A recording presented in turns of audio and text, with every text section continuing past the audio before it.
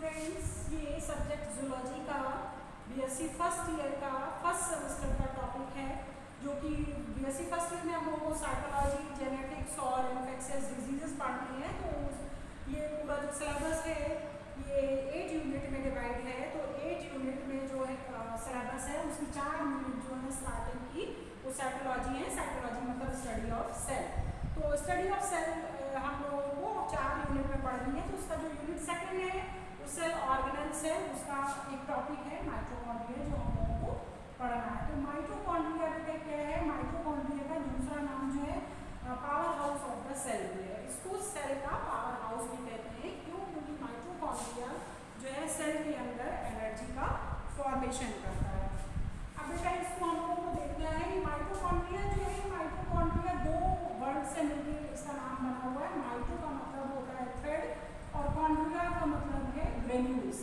मतलब माइटो जो है इसका मतलब है थ्रेड और कॉन्ड्रिया का मतलब है ग्रेन्यूल्स। तो ये 2 वर्ड से मिलकर बना हुआ है जो आपको सामने दिखाई दे रहा है। अब इसकी सबसे पहले जो है खोज कॉलिकर नाम के साइंटिस्ट ने 1857 में की। सबसे पहले माइटोकॉन्ड्रिया की खोज कॉलिकर ने 1857 में की। इसके बाद जो है बायोप्लास्ट रिचर्ड आल्टमान ने 1892 में इसको बायोप्लास्ट नाम दिया था। बायोप्लास्ट इसने नाम दिया था रिचर्ड आल्टमान ने 1892। उसके बाद माइटोकॉन्ड्रिया नाम कार्ल बेंडर ने 1897 में दिया था। तो 1897 में बेंडर ने इसको माइटोकॉन्ड्रिया नाम दिया था। अब बेटा हम लोगों को माइटोकॉन्ड्रिया का शेप, साइज एंड नंबर के बारे में जानना है। तो इसका शेप अगर हम देखते हैं तो ये स्मॉल ग्रेन्यूल्स या थिन फिलामेंट या चौशर शेप, ये इसका शेप होता है। उसके अलावा जो है इसकी अगर हम साइज देखेंगे तो 1 माइक्रोन से ये जो है 5 माइक्रोन तक लेंथ होती है। और इसका नंबर जो है हर एक सेल में वेरी करता है। मतलब हर एक सेल में अलग अलग नंबर होता है, लेकिन एक लगभग इस सेल में 550 to 1500 तक माइटोकॉन्ड्रिया होते हैं। इससे कम भी हो सकते हैं, इससे ज़्यादा भी हो सकते हैं। जैसे हम लोग में आरबीसी सेल्स होती हैं उनमें माइटोकॉन्ड्रिया का नंबर कम होता है। हम लोग में जो मसल सेल हैं या लिवर सेल्स हैं उनमें ज़्यादा माइटोकॉन्ड्रिया होता है। क्यों? क्योंकि वो उनका फंक्शन ज़्यादा होता है, मतलब वो पूरे टाइम फंक्शन करती रहती है, इसलिए उसमें माइटोकॉन्ड्रिया का नंबर ज़्यादा होता है। तो डिपेंड करता है कि उस एरिया की सेल जो है वो उनका फंक्शन किस तरीके से, उसी हिसाब से उसमें माइटोकॉन्ड्रिया का नंबर डिसाइड होता है। तो बेटा अब हमारा माइटोकॉन्ड्रिया, ये माइटोकॉन्ड्रिया का डायग्राम हम लोग देख पा रहे हैं। तो ये माइटोकॉन्ड्रिया जो है, माइटोकॉन्ड्रिया ये एक डबल मेम्ब्रेन जो है ऑर्गन होता है। जिस तरीके से न्यूक्लियस डबल मेम्ब्रेन होता है उसी तरीके से माइटोकॉन्ड्रिया भी डबल मेम्ब्रेन है। मतलब ये 2 झिल्लियों से घिरा हुआ ऑर्गन है। और बाहर की जो झिल्ली है, मतलब आउटर मेम्ब्रेन जो है उसकी झिल्ली दिखाई दे रही है, इसको आउटर मेम्ब्रेन कह रहे हैं। जो बाहर की तरफ मेम्ब्रेन है उसको आउटर मेम्ब्रेन कह रहे हैं। जो अंदर की तरफ मेम्ब्रेन है उसको इनर मेम्ब्रेन कहते हैं। इनर मेम्ब्रेन जो है वो आउटर मेम्ब्रेन से काफ़ी लंबी होती है, इसलिए उसमें अंदर की तरफ खूब सारे फोल्ड्स होते हैं जो दिखाई दे रहे बेटा। तो अंदर की तरफ मुड़ी हुई होती है, और जब वो मुड़ी हुई होती है तो वो फिंगर लाइक स्ट्रक्चर बनाती है, जो ये हम लोग देख पा रहे हैं। तो इस तरीके से अंदर की तरफ काफ़ी सारे हम लोग को फिंगर्स जैसी दिखाई दे रही है, ये इसके फोल्ड्स। अब इसके अंदर जो लिक्विड भरा हुआ है, जैसे सेल के अंदर साइटोप्लाज्म भरा होता है उसी तरीके से माइटोकॉन्ड्रिया के अंदर लिक्विड भरा है, उसको क्या करें, मैट्रिक्स। इसके अंदर मैट्रिक्स भरा हुआ है। उसके अलावा इसमें राइबोसोम होते हैं। माइटोकॉन्ड्रिया में राइबोसोम भी प्रेजेंट होते हैं। और जो इनर मेम्ब्रेन और आउटर मेम्ब्रेन के बीच में स्पेस होता है उसको हम लोग पेरी माइटोकॉन्ड्रियल स्पेस कहते हैं। पेरी माइटोकॉन्ड्रियल स्पेस का मतलब माइटोकॉन्ड्रिया के चारों तरफ जो स्पेस है, पेरी का मतलब पेरिफेरल से लिया गया, पेरी माइटोकॉन्ड्रियल स्पेस का मतलब चारों तरफ जो स्पेस है उसको पेरी माइटोकॉन्ड्रियल स्पेस कह रहे हैं। इसमें ग्रेन्यूल्स प्रेजेंट है। देखो ये ग्रेन्यूल दिखाई दे रहा है, ये ग्रेन्यूल्स प्रेजेंट है। अब ये जो फोर्स है इनको हम लोग क्या कहें, इनका नाम होता है क्रिस्टी।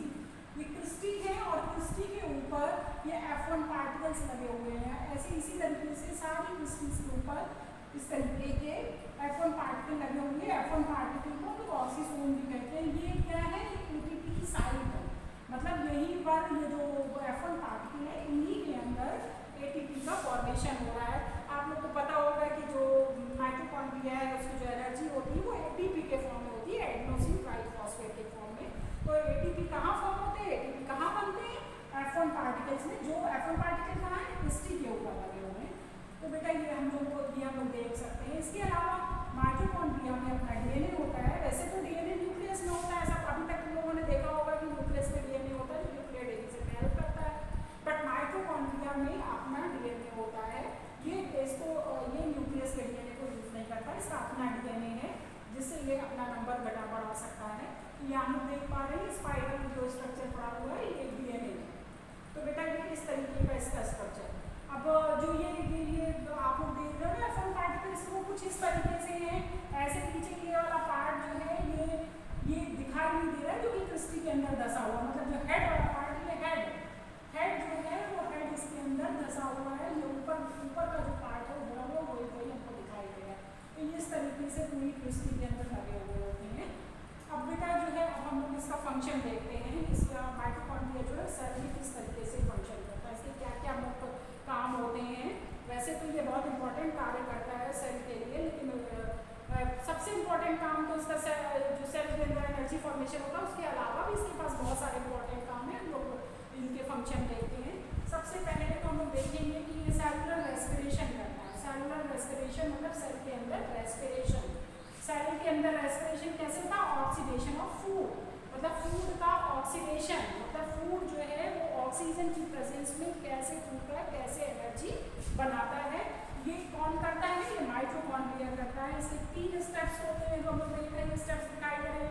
फर्स्ट है ग्लाइकोलाइसिस, फिर दूसरा oxidation of pyruvic acid, third है फैट साइकिल, फिर लास्ट है ऑक्सीडेटिव फॉस्फोरिलेशन। ऑक्सीडेटिव फॉस्फोरिलेशन का एंड प्रोडक्ट, मतलब लास्ट में जो प्रोडक्ट होता है वो क्या होता है? एनर्जी। 38 एटीपी जो है 38 मॉलिक्यूल ग्लूकोज यहाँ पर फॉर्म होते हैं। कहाँ पर?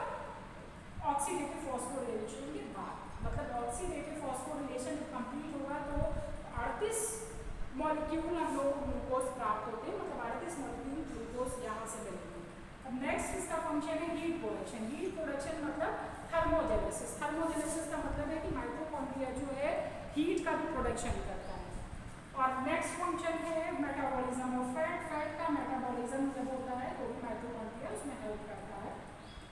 सीक्रीशन, सीक्रीशन किसका करता है? Proteolytic enzyme. ये प्रोटियोलाइटिक एंजाइम का सीक्रीशन करता है, जिसमें लाइटिक एंजाइम जो होते हैं उनका सीक्रेशन भी माइटोकॉन्ड्रिया के द्वारा किया जाता है। योग फॉर्मेशन, योग फॉर्मेशन कब करेगा? योग फॉर्मेशन करेगा oogenesis में। oogenesis क्या है बेटा? जो गैमेटोजेनेसिस होती है, गैमेटोजेनेसिस जो है उसको हम लोग पार्ट में डिवाइड कर सकते हैं। मतलब गैमेटोजेनेसिस जो है वो oogenesis और स्पर्मेटोजेनेसिस से मतलब मिलकर बनी हुई है। गैमेटोजेनेसिस का मतलब होता है फॉर्मेशन ऑफ गैमेट्स और oogenesis का मतलब है फॉर्मेशन ऑफ ओवा। तो जब फॉर्मेशन ऑफ ओवा होगा तो उसमें योग का फॉर्मेशन, जो उसका फूड मटेरियल है योग, उसका फॉर्मेशन कौन करेगा? माइटोकॉन्ड्रिया। नेक्स्ट फंक्शन है एनर्जी कंजर्वेशन। एनर्जी को कंजर्व करने का काम भी माइटोकॉन्ड्रिया करता है। अगला फंक्शन है फॉर्मेशन ऑफ माइटोकॉन्ड्रियल स्पाइरल में डेवलपिंग स्पर्म, मतलब स्पर्मेटोजेनेसिस जब हो रही होती है उस समय जब जो मिडिल पार्ट है, तो स्पर्म इस तरीके से होता है। स्पर्म 3 पार्ट में डिवाइड कर सकते हैं। ऊपर का पार्ट हेड होता है, बीच में मिडिल पार्ट है और नीचे की तरफ टेल होती है। तो जो ये मिडिल पार्ट है यहाँ पर जो जब स्पर्म बन रहा होता है तो यहाँ पर एक स्पाइरल माइटोकॉन्ड्रिया प्रेजेंट होता है। तो ये इसका फॉर्मेशन कौन करता है? माइटोकॉन्ड्रिया ही करता है।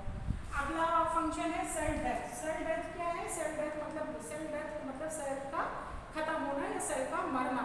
इसको और क्या कहते हैं? एपोप्टोसिस। मतलब एपोप्टोसिस जब होती है उस समय साइटोक्रोम सी का फॉर्मेशन कौन करता है? माइटोकॉन्ड्रिया। सेल डेथ के टाइम पर साइटोक्रोम सी का फॉर्मेशन माइटोकॉन्ड्रिया करता है।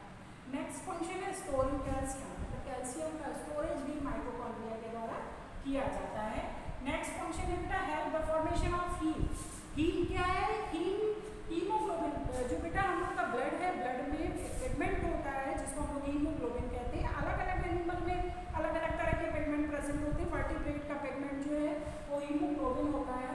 तो हीमोग्लोबिन का जो हीम पार्ट है, हीम पार्ट का फॉर्मेशन कौन करता है? माइटोकॉन्ड्रिया